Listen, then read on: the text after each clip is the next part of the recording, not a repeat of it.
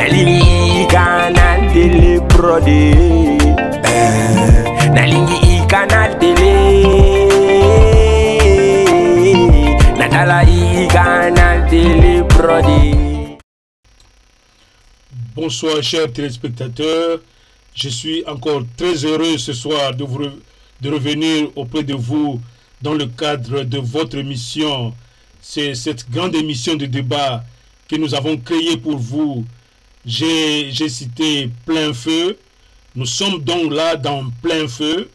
Et je crois que je dois vous rappeler que Plein Feu, c'est cette grande émission de débat qui permet à chaque invité qui est sur le plateau avec moi de s'exprimer avec à la fois son cœur comme utilisant aussi la raison.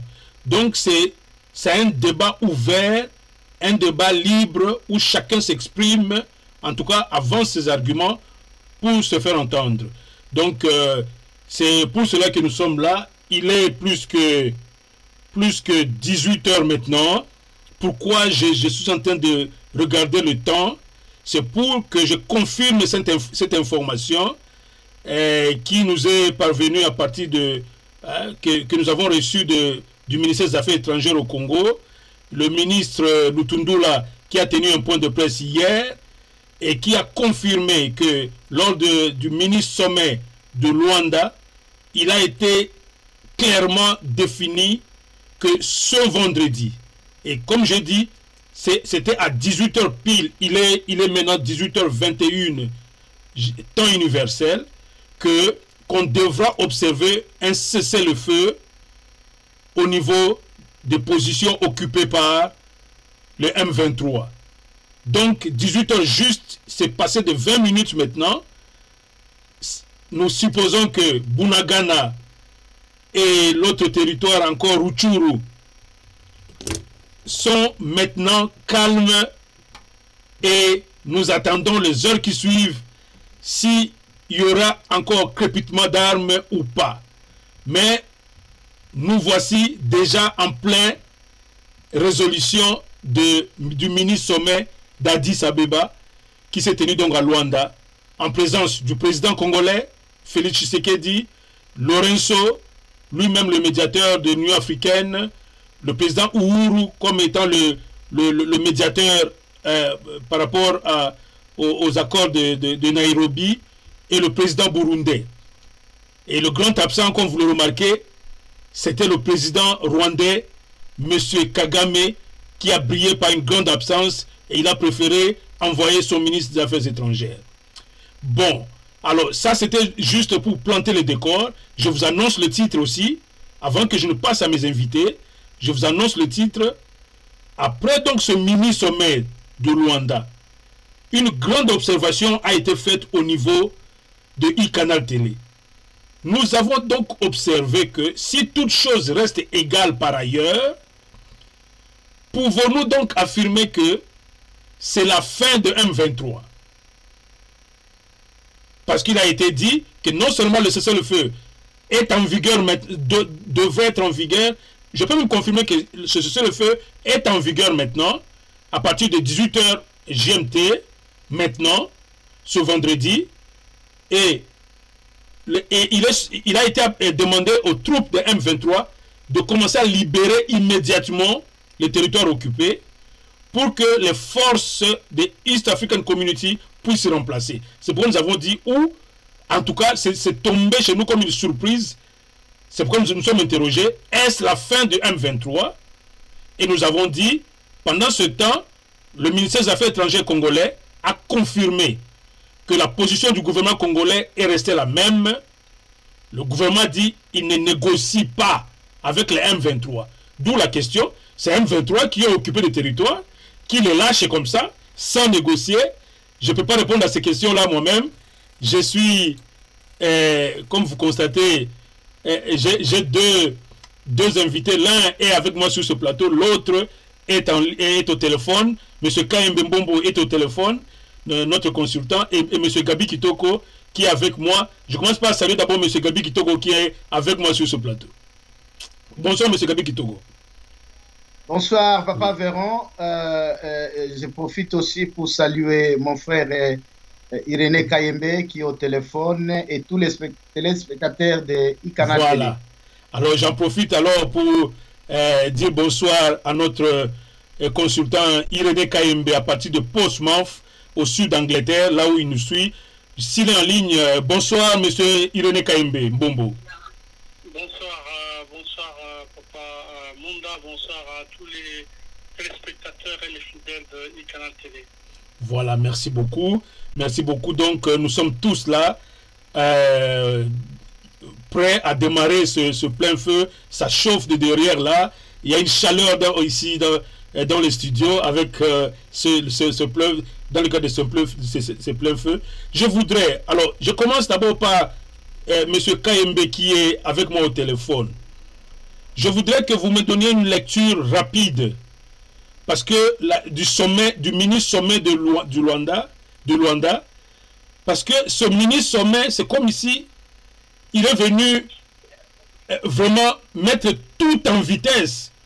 Et au moment où personne ne s'y attendait, tout le monde voyait l'enlisement, tout le monde voyait que bon, écoutez, c'est la guerre et tout. Mais ce fameux mini-sommet du Luanda ici semble avoir fait accélérer les choses. Au même moment, on a entendu l'Union européenne réagir positivement, condamnant les M23. On a aussi entendu que les États-Unis aussi, des grandes condamnations qu'on a toujours attendues, mais sont venues au même moment. Je voudrais avoir votre lecture de consultant sur votre lecture de ce sommet par rapport aussi à d'autres déclarations Union européenne et États-Unis qui sont venues toutes au même moment. Oui, merci beaucoup. Pour moi, le mini-sommet de Luanda s'est accéléré, mais justement, c'est la preuve que toute la communauté internationale est contre la RDC. Nous étions seuls tout ce temps ici. Et c'est une preuve pour moi que le seul langage que tout ce monde-là comprend, c'est le langage de la force. Et vous remarquerez que si le sommet a accéléré les choses, c'est simplement à partir du moment où le chef de l'État de la RDC a déclaré la mobilisation tous azimuts contre les forces terroristes du M23 à travers le Rwanda et a commencé pratiquement à opérer des attaques. C'est à la suite de ces attaques, les premières attaques, que un défilé diplomatique, un palais diplomatique a complètement commencé vers la RDC et qui a accéléré cette situation. Donc, à mon sens, si eux, ils sont têtés, c'est eux qui allaient perdre, la communauté internationale qui allait perdre et en hommes et en intérêt. Voilà pourquoi ils avaient toutes les raisons d'accélérer ce processus pour en sortir, ne plus que la tête haute, même si la queue est toujours entre les pattes. Mais donc, vous voulez donc nous dire que dans cette bataille qui avait déjà commencé, la mobilisation générale, vous voulez nous dire que les forces congolaises avaient pris le dessus sur la force de feu dont a parlé M. Guterres des M23, pour dire que c'est peut-être ça la crainte qui a mobilisé toute la communauté internationale. C'est la force de feu du M23 ou bien la force, je dirais aussi de nos FRDC. C'est qui a fait peur là-bas? C'était les FRDC ou bien les M23? Affirmatif, c'est les FRDC qui ont fait peur contre toute attente parce qu'on les prenait pour des gens fainéants, paresseux, incapables, tout ce que vous voulez. Mais là, ils ont fait preuve de détermination et d'une férocité implacable. La preuve tout simplement, c'est que au Rwanda, semaine après semaine, ils n'ont fait qu'enterrer les morts. Et à cette allure, la communauté internationale a eu une seule peur, que nous entrions au Rwanda, parce que c'est tout ce qui nous restait. Voilà. Donc je confirme et j'affirme que nos forces ont pris le dessus sur le M23. D'ailleurs, on ne parlera même pas du M23, on parlera des forces rwandaises, ajoutées même aux forces ougandaises, parce que nous avons pas mal de preuves à partir de nos équipements et nos drones du soutien que le M23 obtenait de la part des forces rwandaises et des forces ougandaises. Voilà. Oui, bon, là, avant de passer à mon invité ici sur le plateau, M. Gabi Kitoko, mais je voudrais juste vous faire savoir que peut-être c'est de bonnes guerres. C'est de bonnes guerres que peut-être que... Je vous signale que M. Irénée Kayembe est membre de l'UDPS aussi, et que c'est tout à fait normal, il est consultant, c'est un intellectuel. C'est normal que peut-être qu'il défende un peu plus le camp du gouvernement, parce que c'est son parti qui est au gouvernement. Mais on a certains médias internationaux, notamment France 24, TV5, ont vraiment fait des reportages démontrant que le M23 était pratiquement à la porte de Goma ces jours-ci, et donc que nos militaires étaient vraiment à débandade. Et vous clamez que c'était le contraire. Oui, mais la presse internationale est contre la RDC, si vous ne le savez pas, parce que c'est dans leurs intérêts. Et de toute façon, à cette menace-là de dire que les M23 sont sur la porte de Goma, nous avons répliqué la menace de dire si Goma tombe, Kigali va tomber après 2 jours. Ah bon? Et nous étions sérieux dans cette menace-là, comme nous avons été sérieux depuis le début, parce que depuis le début, nous avons dit ou c'est la paix totale, ou c'est la guerre totale.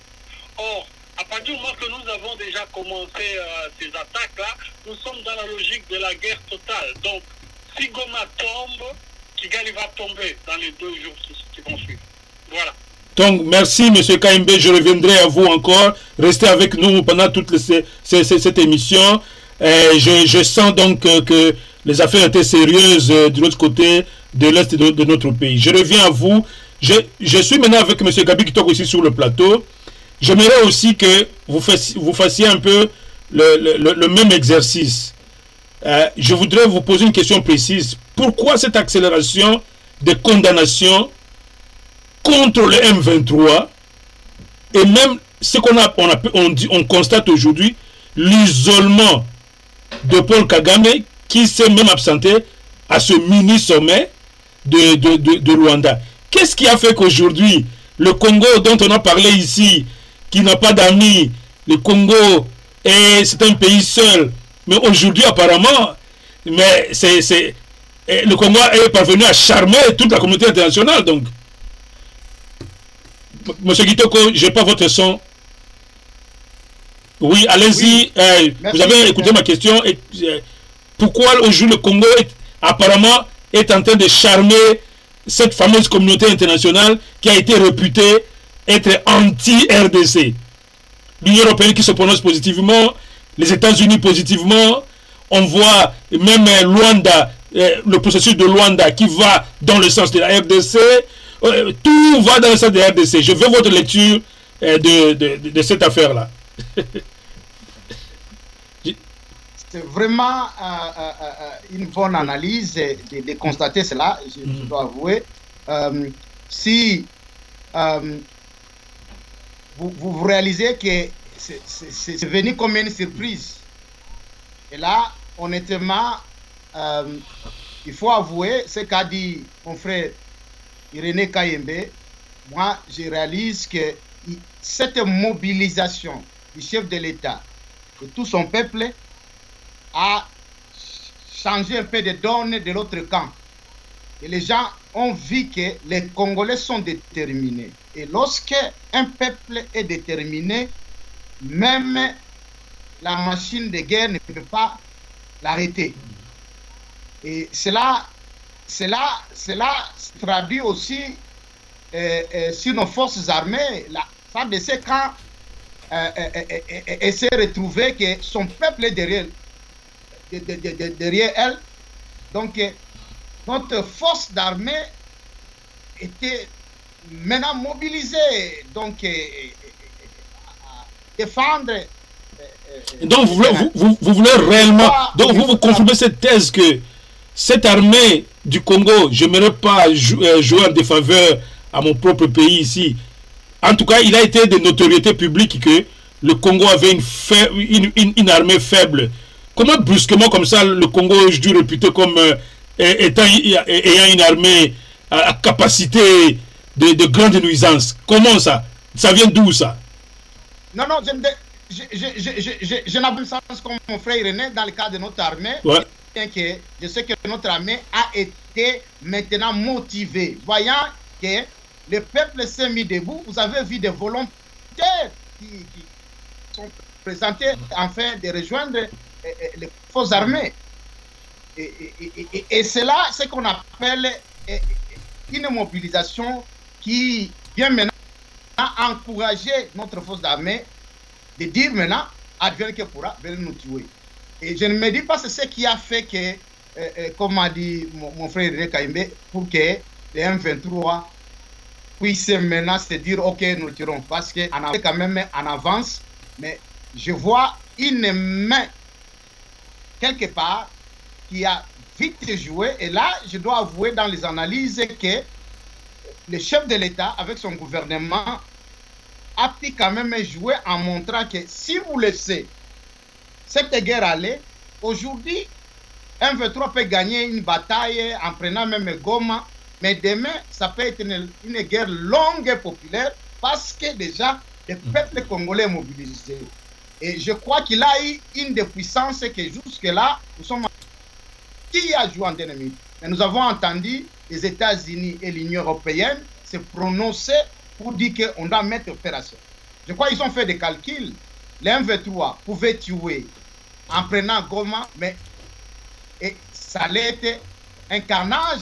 Et aussi, de l'autre côté, parce que nos forces armées, il faut aussi les reconnaître, qui sont aussi capables de tirer du côté du Rwanda, bien que la force ne peut pas être, mais ils sont capables, et surtout avec la détermination du peuple congolais, du peuple, ils sont capables demain d'atteindre le Rwanda. Alors, il faut comprendre que les sommets de Luanda et même de Nairobi étaient incapables de donner un mot d'ordre comme nous l'avons reçu. Vous l'avez bien si épinglé. Donc, aujourd'hui, à 18 h, c'est le fait.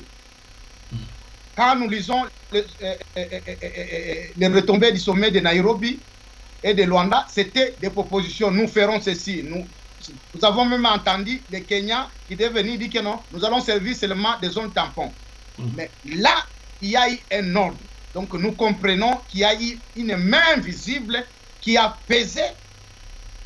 Et vous avez compris, j'ai compris déjà que le président rwandais Paul Kagame ne se sentait pas à l'aise de venir parce que son intérêt ne se retrouvait pas. C'est qu'il y a une force qui n'est pas seulement au niveau des armes, qui a enfin qu'on puisse donner cet ultimatum. Voilà, au M23. Monsieur Kaïmbe, il y a monsieur Gabi Kitoko qui non seulement il reconnaît qu'effectivement la force de feu de nos FRDC a certainement joué aussi pour éviter le chaos dans la région, mais monsieur Gabi Kitoko ici sur le plateau est en train d'argumenter plutôt que c'est plus une main invisible, c'est-à-dire là il voit les États-Unis et surtout que c'est pour la première fois que ce pays vraiment a condamné et qu'au même moment on a vu qu'à Luanda il y a eu un ultimatum donné au 23 de quitter le territoire avec un cessez-le-feu qui certainement maintenant est en application. Monsieur Gabi Kitoko voit plus l'influence des États-Unis que la petite, si je peux appeler ça ainsi, la petite force de feu de FARDC. Qu'est-ce que vous en dites, monsieur Kaïmbe? Bon, moi, je crois que la charité bien ordonnée devrait commencer par soi-même. Donc, je sais que tout ça, mon co-débatteur essaie de minimiser la radicalité de notre gouvernement, notamment de notre chef de l'État. J'ai très bien dit depuis le début qu'il y avait l'influence de la communauté internationale. La communauté internationale n'a jamais été pour la RDC. Même si cette décision s'est précipitée comme elle s'est précipitée à partir de Luanda, ce n'est pas dans l'intérêt nécessairement de la communauté internationale. C'est parce qu'ils se rendent compte qu'ils risquent d'entrer au Congo par la petite porte, par la fenêtre. À l'allure où nous sommes restés radicaux, à l'allure où nous sommes restés déterminés, que ce soit nos forces armées, que ce soit le chef de l'État, que ce soit même la population, parce qu'il ne faut pas oublier la détermination et la mobilisation de la population. Tout ce package a déterminé la communauté internationale à comprendre qu'il risque de rater le virage.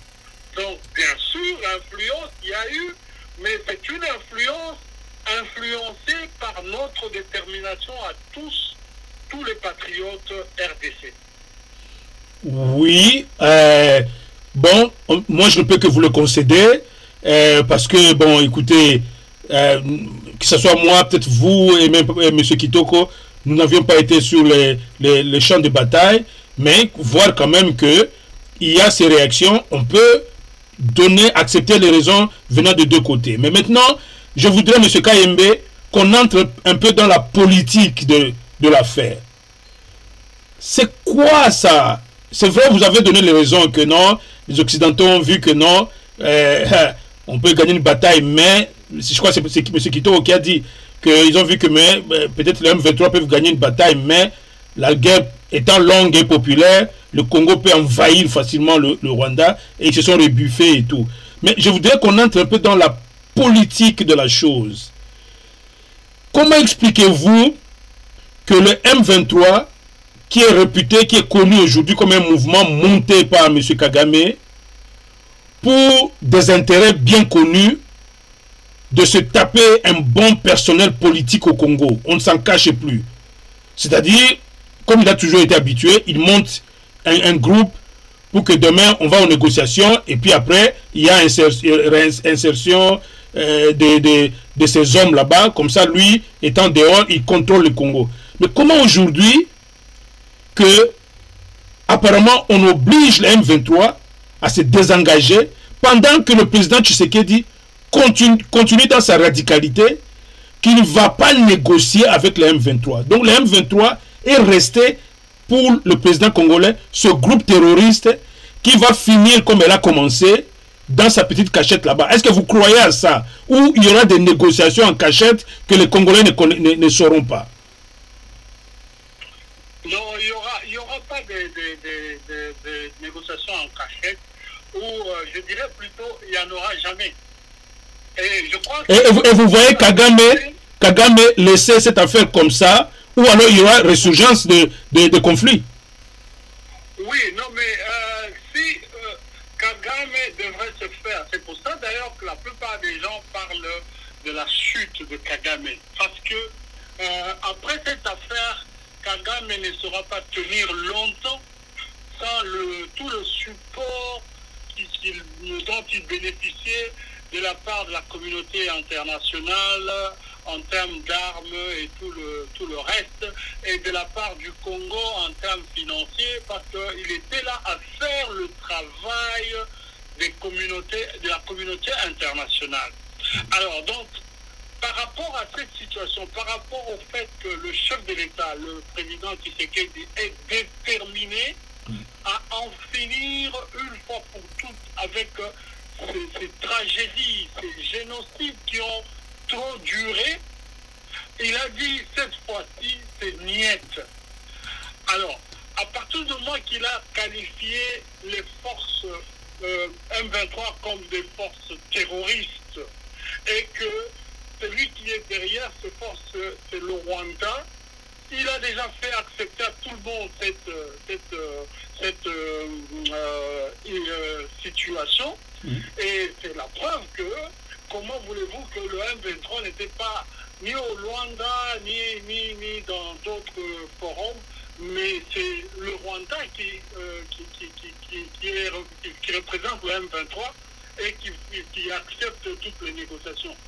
Si on a posé l'ultimatum qui devrait s'exécuter aujourd'hui, ce n'était pas avec le M23, c'était avec le parrain du M23 qui est Kagame. Si ça s'est fait effectivement que le M23 se retire, c'est la preuve noir sur blanc que c'est toujours le Rwanda qui a été à la base. Étant donné que déjà le M23 est fiché comme les terroristes, donc il n'est pas question qu'il y ait une éventuelle négociation dans le futur ou en cachette. Non, c'est impossible parce que cette situation devrait s'arrêter. Ils se sont rendus compte que maintenant le Congolais a compris le jeu qu'il y a autour de cette question-là. Plus question d'alibi, plus question de passer derrière le M23. Et le chef de l'État et le gouvernement congolais a pu démanteler, que ce soit le réseau politique du M23 qui sont parmi les politiciens, que ce soit le réseau militaire, que même les réseaux dans les services secrets, tout ça est en train d'être démantelé et coupé par la tête pour que plus jamais que ça ne refasse surface pour venir nous embêter. Voilà un peu donc la situation telle qu'elle se présente. Donc il n'y aura jamais les négociations avec le M23. Bon, alors M. Gabi Kitoko, est-ce que vous allez dans le même sens ou bien je voudrais ajouter un plus pour que vous réagissiez? Prenez en compte le propos de M. Macron, du président Macron de France, qui a tenu ici, nous avons repris ici dans notre dernière émission, le président Macron qui s'empressait et dit non, il y aura cessez-le-feu. C'était un peu comme un prophète. Là, le sommet de Luanda n'était pas encore, n'avait pas encore. Alors là vraiment, il prophétisait. Il y aura cessez-le-feu, le M23 va se retirer et puis il sera remplacé par les forces de East African Community sous l'égide des Nations Unies et que au même moment les négociations politiques. Il a parlé des négociations politiques. C'est vrai, le M23 n'est pas le seul groupe le seul groupe de rébellion à l'Est. Il y a les ADF et tout ça. Certains diraient, oh non, il faisait allusion seulement aux autres groupes qui ont accepté le processus de Nairobi. Mais est-ce que, selon vous, dans l'intelligence, si vous entrez dans l'intelligence de dire de M. Macron, vous ne sentez pas que c'était une façon d'ouvrir la brèche que bon, ils vont se retirer, mais vous restez négocier avec eux. Mais M. Kaïmbe dit, le gouvernement congolais ne négociera jamais. Quelle est votre lecture des propos de Macron et puis de ce qui s'est fait ici et la radicalité du gouvernement congolais qui refuse et qui se dit qu'il ne négociera jamais? Est-ce qu'on ne va pas entendre des gens qui négocient en coulisses? C'est pas les mots négocier jamais, ça ne se fait jamais en politique. Même c'est les États-Unis, jamais ne peut jamais être en politique. Donc, à mon frère Irénée, oui, donc jamais n'a jamais été en politique. Ça, je peux le dire. Et à mon frère, je vais, avant de répondre à la question que vous venez de dire, je vais quand même revenir à ce que mon frère René devrait comprendre que ici, le mérite du gouvernement ou du chef de l'État, c'est cette stratégie d'appeler à la mobilisation nationale. Parce que les États-Unis ou les grandes puissances n'ont rien à faire parce que le Congo peut démontrer, vous vous rappellerez que nous avons entendu le secrétaire général des Nations Unies qui était en train de publiciter les M23 avec des armes sophistiquées. C'est-à-dire qu'il ne pouvait rien craindre, même notre force de frappe. Mais au moins la crainte ici, et là je suis d'accord avec mon frère, c'est le fait qu'ils ont vu qu'il peut aller très loin parce que le peuple congolais s'est mobilisé derrière son chef et son gouvernement. Et là, c'est une force. Et là, même les États-Unis peuvent des fois réfléchir. Parce qu'ils savent que oui, nous pouvons bien, même si nous utilisons la force et nous les bombardons, mais nous serons redevables un jour à la justice de savoir comment les Congolais sont morts quand non pas une guerre. C'est-à-dire ces analyses-là.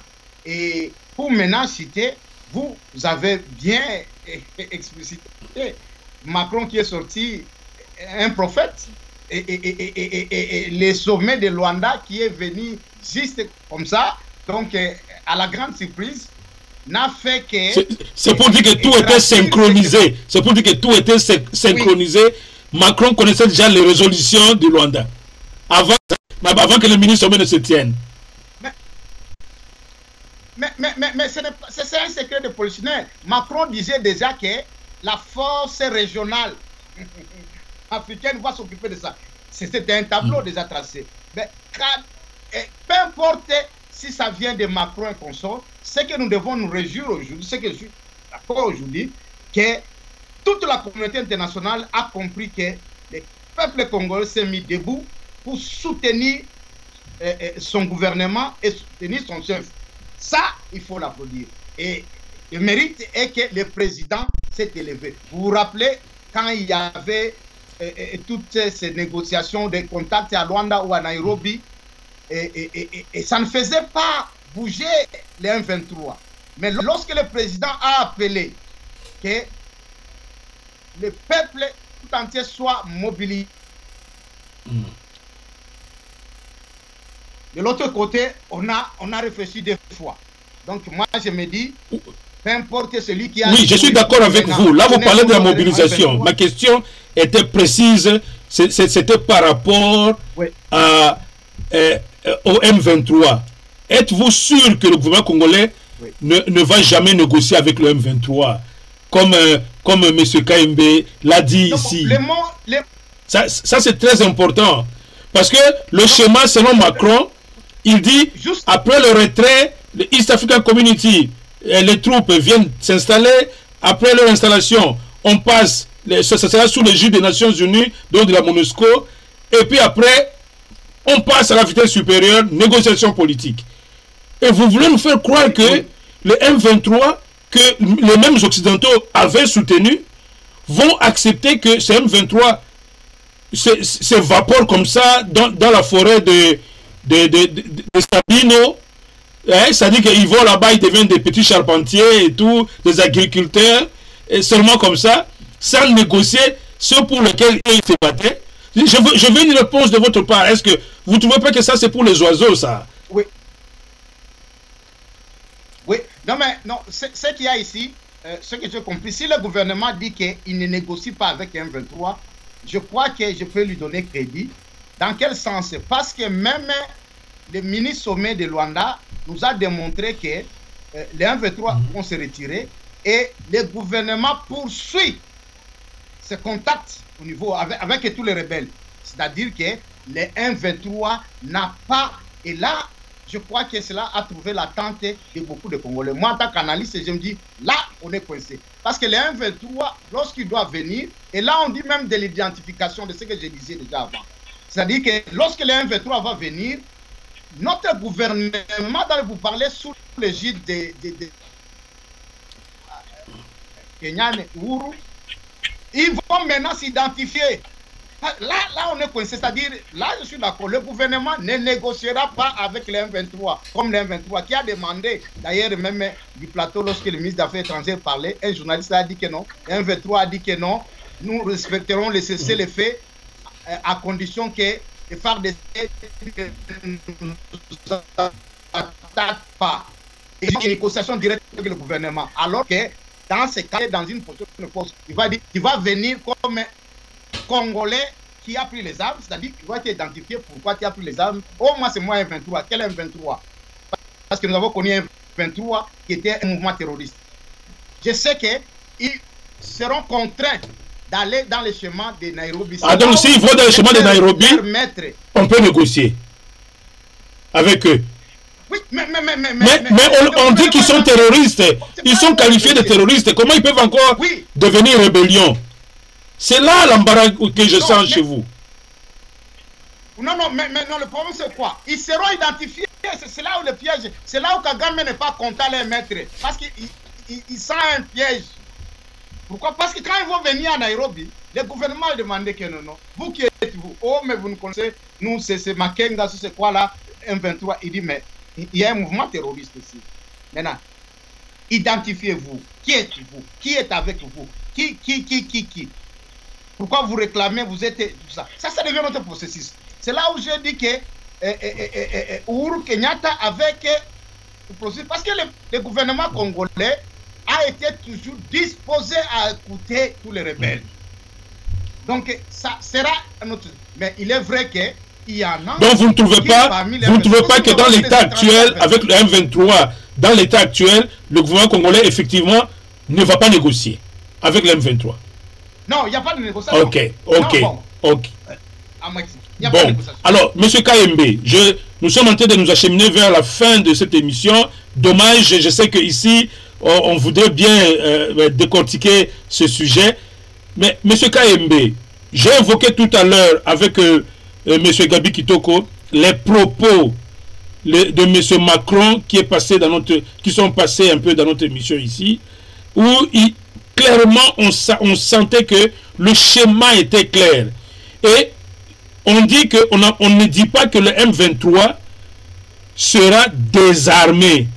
Je ne sais pas si vous avez cette information, mais en tout cas, c'est que moi j'ai ouï entendre que le M23 va se retirer des territoires occupés et il va aller à Sabino, du côté congolais. La montagne, là on dit, c'est une montagne de Sabino du côté congolais. Mais certains observateurs démontrent une certaine crainte. Ils disent, c'est comme s'il y aurait un plan déjà de balkanisation. On dit que si par exemple le gouvernement congolais refuse de continuer à négocier, de ne pas négocier avec le M23, les M23 peuvent facilement se constituer en un État dans un État.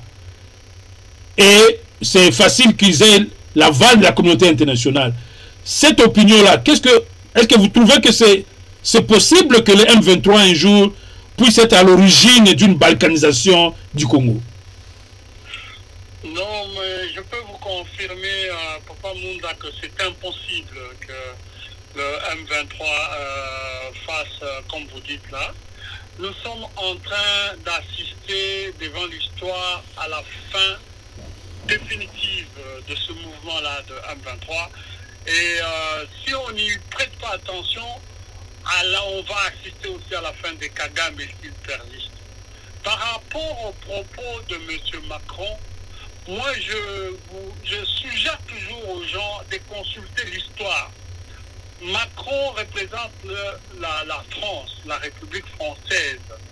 Mais en vous demandant de consulter l'histoire, si vous allez dans l'histoire, vous vous rappellerez que Sarkozy est venu là en Afrique. Il a tenu des propos comme quoi la RDC a des superficies immenses qui devraient apprendre à partager. Je ne sais pas si... absolument. Je me rappelle. Oh, c'est l'ensemble des Congolais d'ailleurs. Ouais. Tout à fait. Alors, c'est pour dire quoi? C'est pour dire... C'est-à-dire nous devons apprendre à partager nos richesses avec les voisins. Voilà. Oui. Là, c'est pour dire que ce soit Sarkozy, que ce soit Macron, que ce soit Tony Blair, que ce soit... Même s'ils changent de personne, ils restent des impérialistes. Et selon les lois et leurs principes impérialistes, ils ne peuvent pas voir la RDC recouvrir sa pleine souveraineté, son entière souveraineté. Malheureusement, cette fois-ci, ils ont mal fait leurs calculs. Ils ont l'enfant du pays qui est déterminé à faire recouvrir son indépendance totale à la RDC. Et c'est le combat qu'il y a là-bas. Alors, ils auront bien fait des plans. Ils étaient contre le Congo, ça ce n'est un secret pour personne. Ils ont fait un complot contre le Congo, ce n'est un secret pour personne, parce que vous avez vu, depuis sur toute la ligne, ils n'ont pas pu condamner le Rwanda, ils n'ont pas pu citer le Rwanda comme agresseur. Ils nous ont même interdit l'importation des armes et consorts. Ils croyaient que nous étions dans l'état de l'armée que Kabila, leur autre pion, nous avait laissé. Sauf que le fils d'Abraham avait déjà commencé à se préparer depuis bien longtemps en se faisant passer pour une bourrique. Mais ils ont été surpris à partir du moment que Sukhoi 25 a commencé à bombarder. Et ils ont compris que ce n'est plus le Congo comme le Congo d'avant. Et si nous ne faisons pas attention, nous allons perdre la petite influence qui nous reste au Congo. Voilà leur retournement. Parce que vous savez qu'en termes d'État, il n'y a pas d'amis, il n'y a que les intérêts qui comptent. Voilà. Mais alors, là, je vous prends au mot. S'il n'y a que des intérêts, quel est l'intérêt du Rwanda à cesser le feu? Quel est l'intérêt de... Bon, pour M23, ce n'est pas un État. Bon, mais quel est l'intérêt de M23 à cesser le feu? Quel est l'intérêt des Occidentaux qui ont armé ce mouvement et qui ont supporté Kagame pendant des années à accepter ce cessez le feu? Parce que vous avez parlé des intérêts des États. Quel est l'intérêt? Quels sont leurs intérêts? L'intérêt des Occidentaux, c'est que l'intérêt du Rwanda n'y est pas, parce que le Rwanda est forcé. Voilà pourquoi le Rwanda traîne les pas. Mais l'intérêt des Occidentaux d'échanger Kajak, d'échanger des positions, c'est qu'ils risquent de perdre la petite main sur la RDC. La RDC, c'est un pays très stratégique qu'ils ne peuvent pas se permettre de perdre comme ça. Aujourd'hui, regardez la Belgique, elle nous regarde par la fenêtre.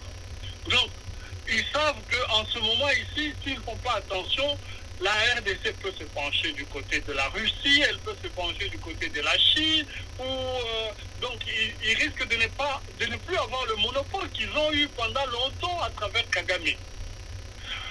Mieux vaut qu'ils récupèrent, même si c'est à bas pourcentage, ce qu'ils peuvent récupérer officiellement en traitant directement avec la RDC, plutôt que de piller continuellement comme ils le faisaient en passant par le Rwanda.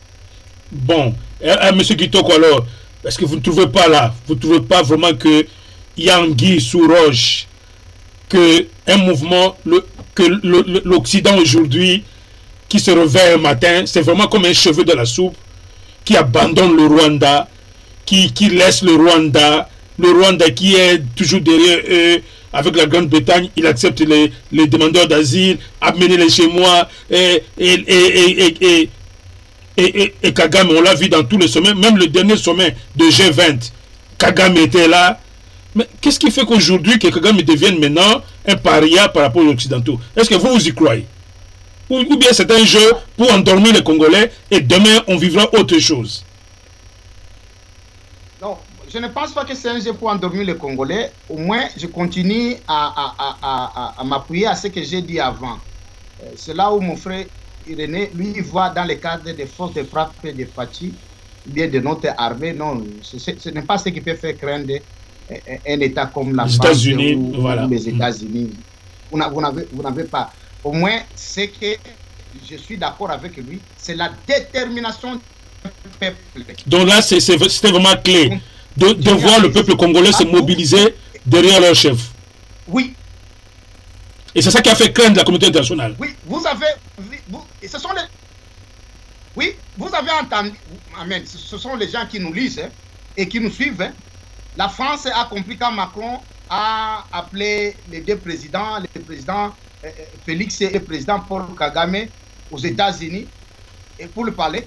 Tu as entendu comment le peuple a commencé à critiquer? Oh non, non, qu'est-ce qu'il est allé faire? Pourquoi il devait se retrouver au côté même de ce Kagame-là? Le président congolais a reçu des critiques. Les Congolais disent non, non, il n'est pas question, nous sommes prêts, qu'on nous détermine.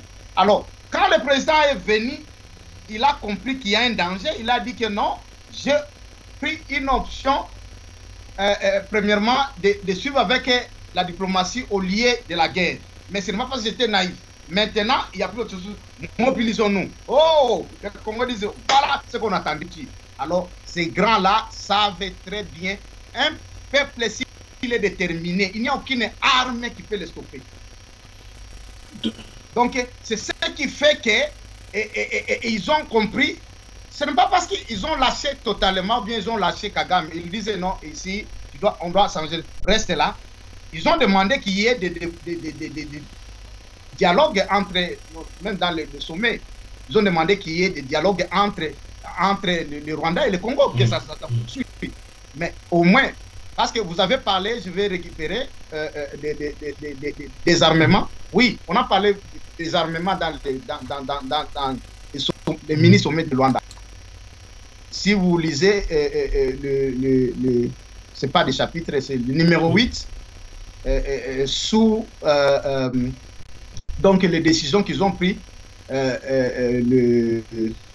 les sous-titres, donc la sous-décision, je peux appeler comme ça, H. Qu'est-ce qu'on a dit exactement? Qu'est-ce qu'on a dit exactement pour les téléspectateurs? On a dit que le M23 sera désarmé. Ah, ok. Oh, là, alors là. Sous le contrôle de la FED. Oh, donc oui. Là, ça devient très sérieux. Le M23 donc sera désarmé. Ce que moi j'ai compris, oui, ce que j'ai compris dans l'analyse, les puissances voient que si nous laissons le M23 consort, et même la petite communauté Banyamulenge du Congo risque d'être effacée parce que ça serait une guerre incontrôlable. Ça tire ici, ça tire là-bas et tout ça. Nous pouvons les éliminer, mais ils sont déterminés.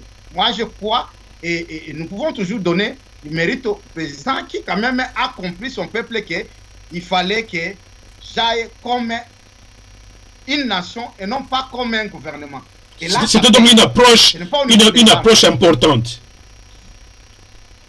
Très importante, parce que c'est ce qui fait que vous croyez que, même ce que mon frère a dit, que parce que peut-être les puissances craindront que non, nous allons nous aligner du côté des Russes et tout ça. Je ne pense pas qu'ils peuvent nous stopper avant que cela. D'ailleurs, même stopper les chefs de l'État avant qu'ils attendent ce processus. Mais au moins, ils comprennent qu'il y a des enjeux lorsque nous avons affaire à un peuple. Même si nous tuons, nous n'allons pas tuer tous les 100 millions de Congolais. Voilà. Alors, je voudrais, avant de clôturer cette émission, vous poser une question fondamentale par rapport au leadership. Je commence par M. Kayembe, au leadership du président Tshisekedi, qui a été vu comme étant un leader faible, un leader qui ne pouvait pas se tisser, créer des coalitions. Je me souviens, c'est le même M. Gabi Kitoko ici, qui a fait beaucoup de critiques à au président, que pendant tout le temps, M. Tshisekedi nous a fait passer le temps. Il était même incapable, comme Mouzet, de créer des petites coalitions avec des pays qui pouvaient éventuellement l'aider en cas d'agression, des choses comme ça. Même notre voisin Sassou Nguesso, le voici indifférent complètement, alors que lui devrait être l'un des premiers amis du président congolais. Alors, devant ces critiques-là, est-ce que vous trouvez que ces critiques étaient justifiées de faire passer le président Tshisekedi Tshilombo pour un président faible, pour un président qui ne faisait de la diplomatie que pour lui-même et non pas réellement pour ce pays, mais avec ce volte-face de mini-sommet de Luanda où les condamnations contre Kigali et contre le M23 fusent de partout, est-ce le temps maintenant de dire que cet homme de Tshisekedi était en train de travailler sa diplomatie et nous voici, parce que déjà la diplomatie a été condamnée. Et comment vous trouvez ça? Comment vous trouvez le leadership de M. Tshisekedi? Je sais que vous avez quelque chose à dire là-dedans. Je voudrais que ça vienne de vous.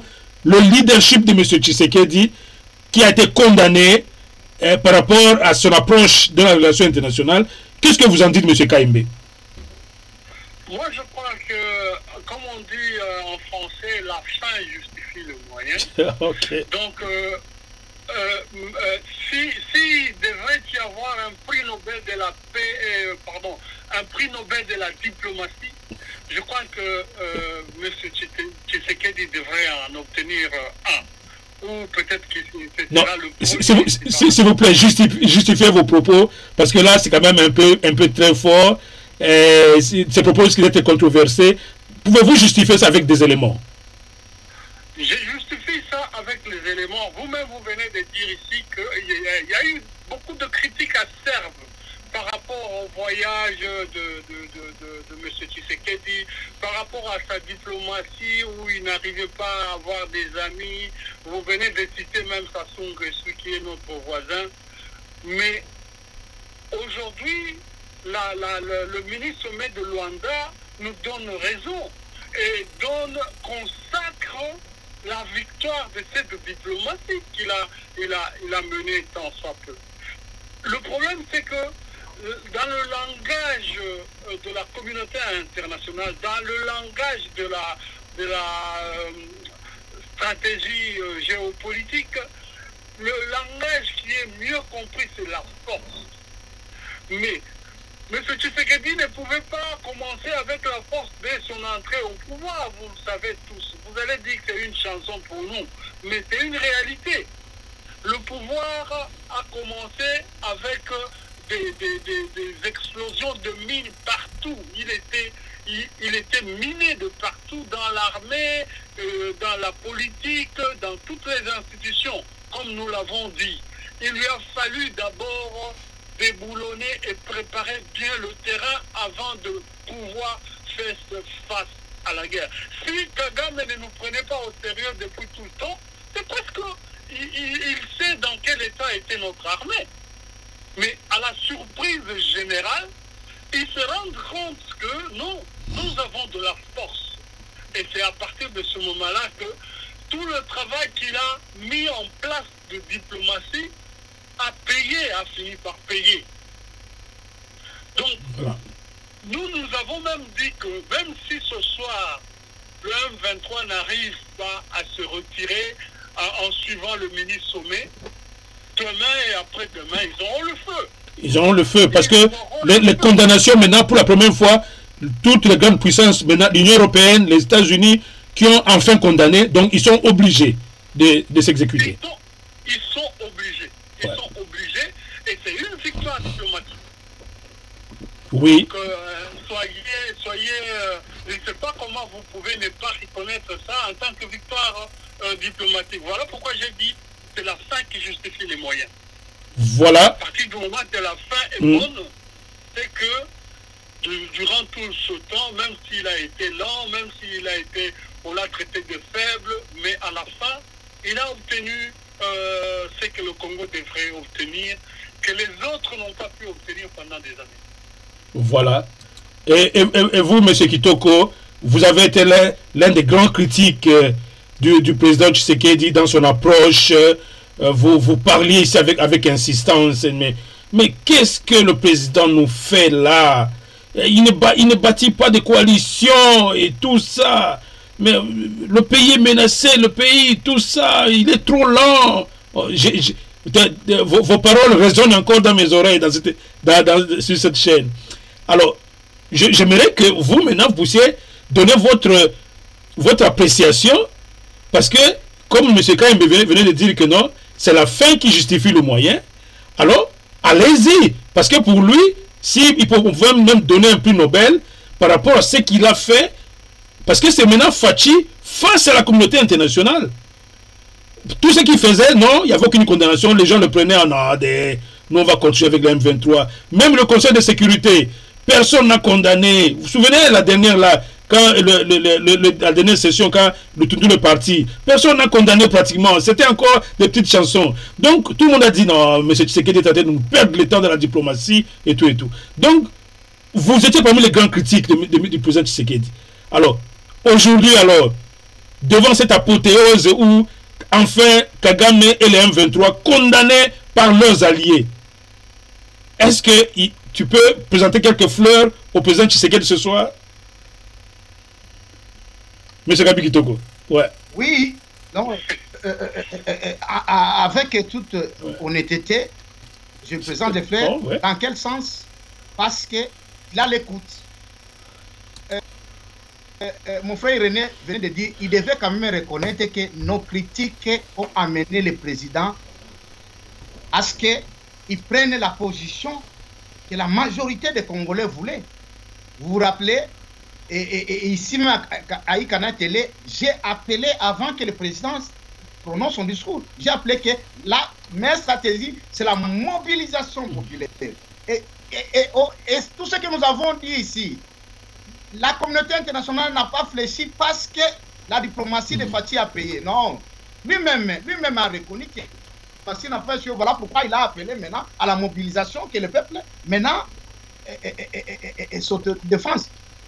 Alors, ici, moi je crois que ce prix Nobel doit être partagé et nous sommes parmi ceux-là qui devaient mériter parce que nous avons quand même encouragé le président à prendre de bonnes stratégies et là je lui nous a écouté.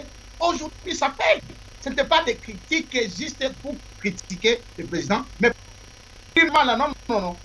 Rappelez-vous, comme j'ai dit, Macron, je crois que s'il a cédé un peu du côté là où il s'appuie du Rwanda, nous connaissons tous comme Papa Kaibé a dit de ce qu'avait dit le président Sarkozy. C'est parce qu'il a vu la détermination d'un peuple. Ce n'est pas de Fathi. C'est la détermination d'un peuple. Et là, il s'est dit, où il y a un danger. Il n'est plus seul. Il est avec tout son peuple. Et moi, j'ai dit, coup de chapeau au président, parce qu'il a l'écoute. Même s'il est lent, il est lent, il l'a reconnu, il prend le temps, c'est sa nature. Mais nous, on pensait, non, allez-y comme ça. Comme il nous a écoutés, il pouvait s'en foutre et dire, non, je continue avec ma diplomatie. Mais il a trouvé que la diplomatie ne marchait pas. Il fallait qu'il revienne. Comme je disais avant, Mobutu disait que le président fondateur n'est pas un massacre. Seul, il ne paie rien. Mais avec l'appui de tout son peuple, alors, c'est ce qu'il veut payer. Donc ça a payé. Cette stratégie d'amener le peuple en guerre, de mobiliser le peuple derrière lui, cette stratégie en tout cas, même les Occidentaux avec leur armada d'armes ont fléchi parce que le peuple gagne toujours, comme qui dirait. Alors voilà. Alors, je voudrais je ne peux pas finir cette émission sans vous poser à vous deux encore une autre question à propos du leadership de l'opposition congolaise. On a vu le président de la République pendant cette période de crise. Le pays était en crise, le pays était menacé avec des forces. Imaginez-vous, avant Luanda ici, mini-sommet, c'était toute la communauté internationale contre le Congo. Mais on a vu une opposition congolaise se taire. J'aimerais que vous, les deux consultants de e-Canal Télé, que vous puissiez un peu donner une petite leçon de sciences politiques à l'opposition congolaise. Mais je sais que M. Gabi Kitoko, la fois passée, avait privilégié plus, avait trouvé normal le silence de l'opposition. Peut-être qu'il va continuer à le justifier ici. Mais j'aimerais poser la question d'abord à M. Kayembe. Comment vous pouvez expliquer que un M. Katumbi, par exemple, qui est futur candidat président de la République dans ce pays, s'il passait les critères, parce qu'on ne sait pas, si la loi Tchani passe, peut-être qu'il sera en difficulté. Mais en tout cas, disons que jusqu'à preuve du contraire, M. Katumbi s'est déjà dit qu'il sera candidat pour diriger ce pays qui est en train de passer de mauvais quarts d'heure. M. Kabila venait d'être commandant en chef de FRDC. Nous voyons M. Fayoulou qui lui aussi veut être président demain. Bon, on citera aussi M. Bemba qui apparemment ne s'est pas tellement associé au combat du chef de l'État pendant qu'il a des membres dans le gouvernement. Alors, j'aimerais vraiment que vous puissiez globaliser cette opposition congolaise au niveau de son leadership pour dire est-ce que l'attitude de nos leaders politiques pendant cette grave crise est justifiable à vos yeux? Un peu comme M. Kitoko, certainement il a une autre opinion, mais je veux vous poser la question, est-ce que ce silence est justifiable? Non, le silence n'est pas justifiable du tout, mais c'est un silence complice, tout simplement. Okay. Voilà pourquoi ils sont un peu gênés. Dans une situation d'injustice comme nous l'avons vécu, une injustice blattante de toute la communauté internationale contre la RDC, dans une situation d'injustice comme ça, la neutralité, ça s'appelle une trahison. Ou le silence comme ça, c'est une trahison. Nous n'avons pas de position au Congo, tout simplement pour la simple raison que la plupart des leaders que vous venez de citer, c'est des leaders qui sont partis sur un pied titubant, simplement parce que, pour commencer par Bemba, que vous venez de citer, Bemba a des accointances avec les anciennes rébellions, avec l'Ouganda, comme vous le savez, alors que l'Ouganda était cité parmi les gens qui nous agressaient. Donc, Fayoulou, c'est un candidat des multinationaux, vous le savez, candidat, et même lui, il jurait, dès qu'il passe au pouvoir, il ferait le pouvoir, il tiendrait le pouvoir pour 2 ans ou 3 ans, tout ça. D'après quoi, alors que la Constitution donne un mandat de 5 ans. C'est la preuve. Vous avez Katumbi qui est aussi titubant, qui a une nationalité très douteuse, et qui n'est pas en très bonne position. Kabila, n'en parlons pas, il est dans les oubliettes. Donc, si l'opposition au pays était sérieuse, c'est plutôt Chadari qui devait faire le leader d'opposition, parce que non seulement c'est Chadari qui a un grand regroupement politique qui se retrouve aujourd'hui dans ce qu'on peut appeler opposition de facto, mais où est Chadari? Vous l'avez vu, quand est-ce qu'il a déclaré quoi que ce soit? Parce que à partir du moment que Kabila ne veut pas faire des déclarations politiques au nom du PPRD, normalement c'est Chadari qui était le secrétaire général, qui était même le candidat malheureux, qui devait prendre la tête de l'opposition au nom du PPRD et alliés. Mais vous avez vu l'absence depuis le début, donc depuis qu'on les a déboulonnés. Donc pour moi, il n'y a pas d'opposition. Mais s'il faut parler des leaders, la plupart de nos leaders, c'est des gens qui n'ont pas pignon sur roue, tout simplement parce que d'après l'opinion nationale, d'après l'opinion de la population, cette affaire de la guerre de l'Est est plutôt devenue une affaire des nationaux contre les étrangers. Alors à partir du moment qu'il y a certains leaders qui ont des nationalités douteuses, ils se sont rangés contre les nationaux. Voilà ce qui se passe. Voilà pourquoi ils sont gênés de pouvoir prendre position claire, même là où l'injustice est blattante. Voilà. Voilà. Et c'est la même question pratiquement. Je reviens vers vous, Monsieur Gabi Kitoko. Le silence de nos leaders de l'opposition. Comment vous pouvez expliquer et même chercher à justifier ce silence, comme nous avons un peu entendu ici la fois passée? Est-ce qu'il y a un seul argument pour justifier ce silence? Pendant que vous-même vous avez dit le peuple le jugera. Mais pourquoi vous dites que le peuple le jugera si ils font de bonnes choses? Ici, il est question de défendre la patrie. Mais vous êtes dans l'autre étape, par exemple des élections, le peuple le jugera et le sanctionnera. Il est question de juger leurs actes maintenant. Qu'est-ce que vous en dites? Oui, je crois que je dois continuer à éclaircir ce que j'ai dit.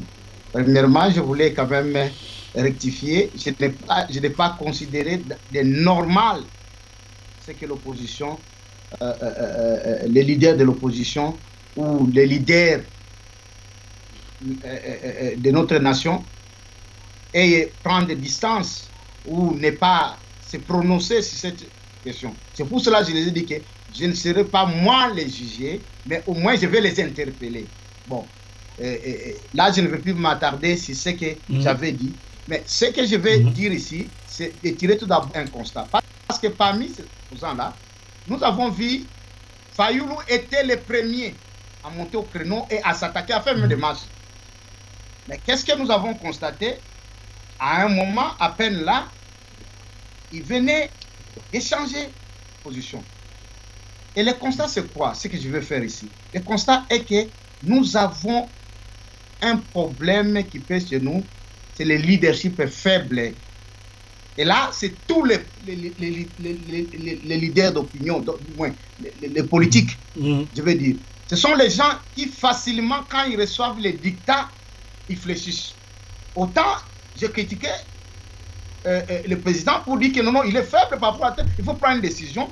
Autant j'ai fait un constat que nous avons un problème de leadership qui peut basculer à tout moment si en haut, comme ils ont toujours considéré l'Occident ou les grandes puissances, c'est là qui dictent. Les décideurs. Qu'est-ce qui justifie les leaders? Qu'est-ce qui justifie que Fayoulou qui disait que non, nous devons donner à notre armée les armes pour qu'ils combattent contre le Rwanda. Et il revient, il dit, nous devons discuter avec l'Ouganda et le Rwanda et comme ça. Qu'est-ce que cela veut dire? C'est-à-dire que c'est en revenant de sa tournée en Occident qu'il a compris, on lui a dit, faites attention, de notre camp. Va là-bas, dit que vous êtes prêts à négocier. Alors là, ce n'est pas un problème de dire que les opposants et tout ça. Je ne veux plus revenir dans les temps passés parce que vous devez revenir, parce que nous avons constaté. Il est rare, il n'est pas tous. Nous avons connu des leaders.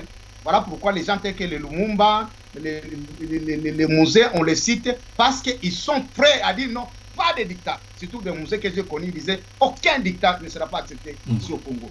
Et cela manque à nos leaders. Et moi, je me dis, là, vous dites ceux de l'opposition ou même le président Tshisekedi aussi. Tous, ce sont les gens qui fléchissent facilement. Hein. Mais nous avons vu le président Tshisekedi rester radical. Il a dit qu'il ne négocie pas avec le M23. Vous avez confirmé ici que non, même vous ne voyez pas comment le président Tshisekedi va négocier avec le M23. Et le communiqué des ministres sommet de Luanda a confirmé que peut-être le M23 sera désarmé sans aucune négociation. C'est que le président Tshisekedi est resté ferme. Non, je ne prends pas... Non, ce n'est pas... Pour le président Félix, ce n'est pas à propos de la négociation avec M23. Le président, comment... lui-même a reconnu cela. Il allait juste... Non, on doit privilégier la diplomatie, c'est-à-dire rencontrer, aller en Nairobi et comme ça, il n'y avait pas de solution. Alors qu'il fallait qu'il y ait une stratégie de la mobilisation et ces gens-là craignaient que le Congo est capable de se défendre avec son peuple. Et c'est pareil pour les autres opposants. Comme ils ne sont pas encore au pouvoir, ils ne veulent pas. Comment réaliser, par exemple, je cite les candidats Matata à la présidente parce qu'il s'est déjà... Oui, allez-y. Nous sommes en train de finir l'émission là. Matata, vous vous rappellerez, parce que j'avais suivi quand il était interviewé ou il était reçu par Kassamba. Oui. Il a fustigé juste l'insulte que l'actuel président Kenya avait porté contre le peuple congolais. Il disait comment ces leaders-là peuvent dire que non, les Congolais sont des idiots. Ou ils nous sommes des hommes. Comment il ne peut pas se prononcer aujourd'hui face à une situation aussi grave. C'est ce que j'ai dit. Aussi grave, c'est ce que j'ai dit.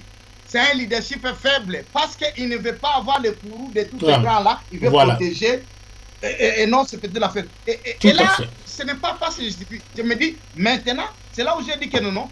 Le peuple qui est tenté de voir, il dira, mais toi, quand on voyait, qu'est-ce que tu as fait? Et si tu seras président, est-ce que tu seras capable de défendre ce pays?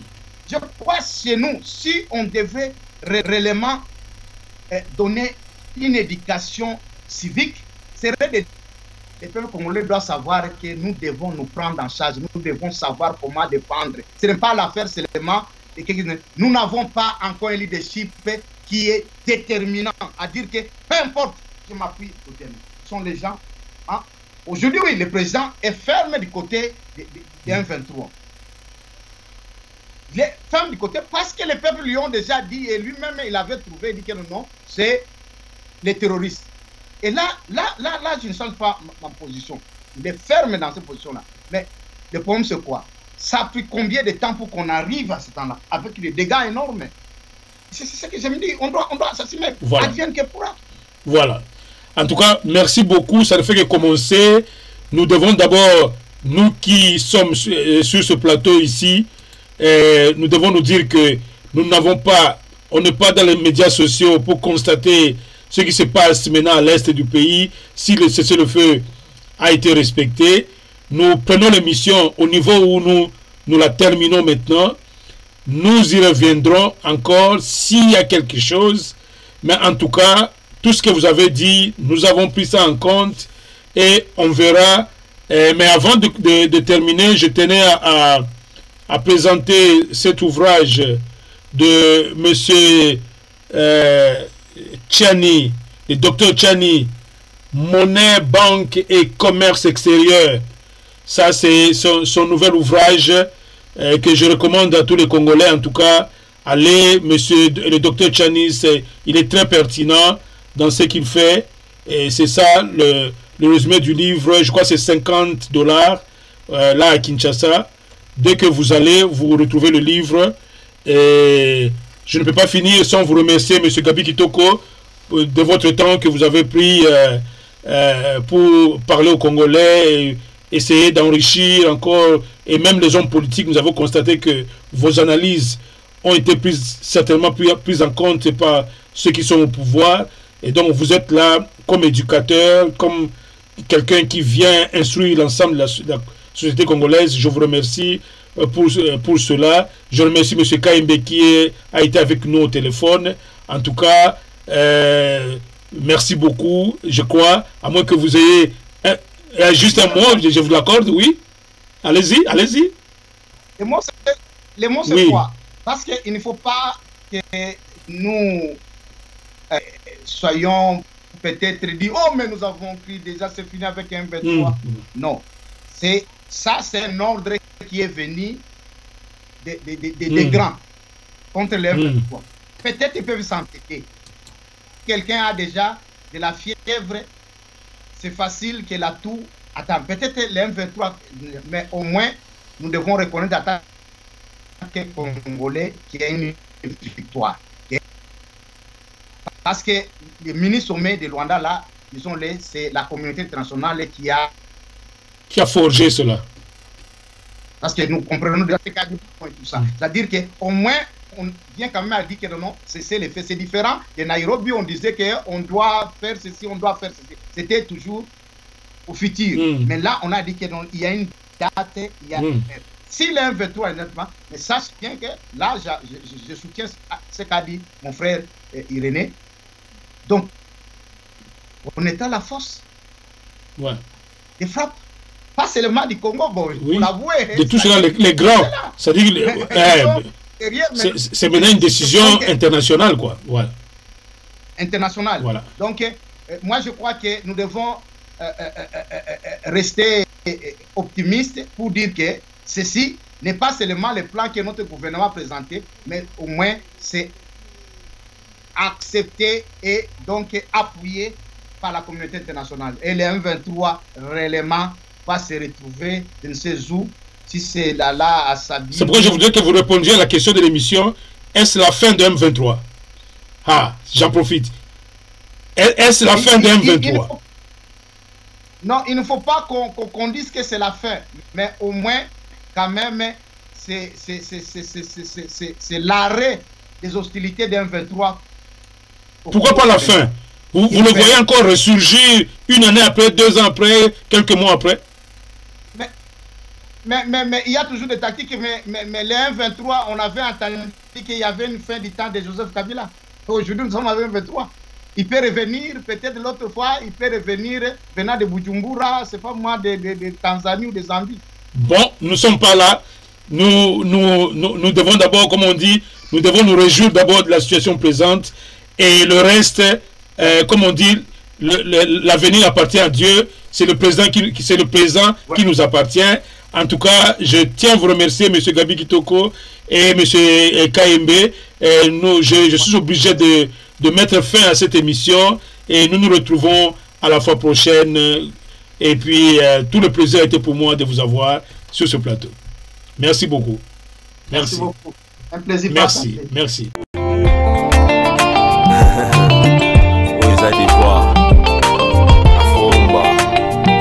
Tiger Beach, Yoka. Nalingi canal télé. Natala canal télé. Nalingi canal télé. Nalingi canal télé brody. Nalingi canal télé. Natala canal télé brody.